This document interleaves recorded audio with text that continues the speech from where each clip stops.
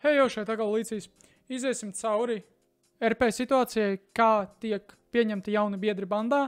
Pēc līdzīga principa tiek pieņemti visi pārējie biedri, arī legālajās organizācijās, tas nozīmē LSPD vai armijā. Šis princips ir pielietojams pilnīgi visur, visā roleplayā. Un apskatu par komandām un kā tās pielietot ir pieejams mūsu otrā platformā TikTokā. Nu, labs ir, pārējiem pie mazā piemēriņa.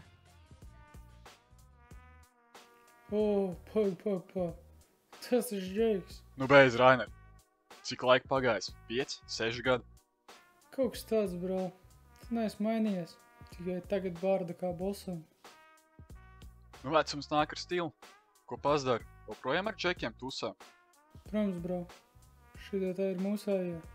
Katru piekdienu tusējam, mūzika drifts, mazliet svina un nedaudz pulvera.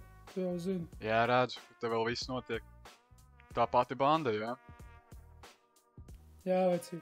Te pašauģuji, kas no sākuma. Tikai savējie, nekā lieka. Izlasas, ka nekas nav mainījies. Bet kā ar mani? Vēl ir vieta? Parasti svešos nelaižam, bet tu esi OG, brāl.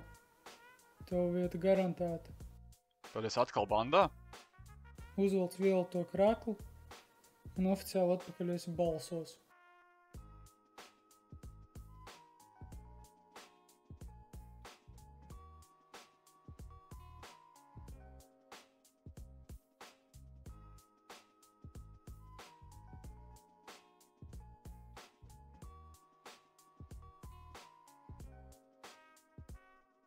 Ai, tiekais piekdien.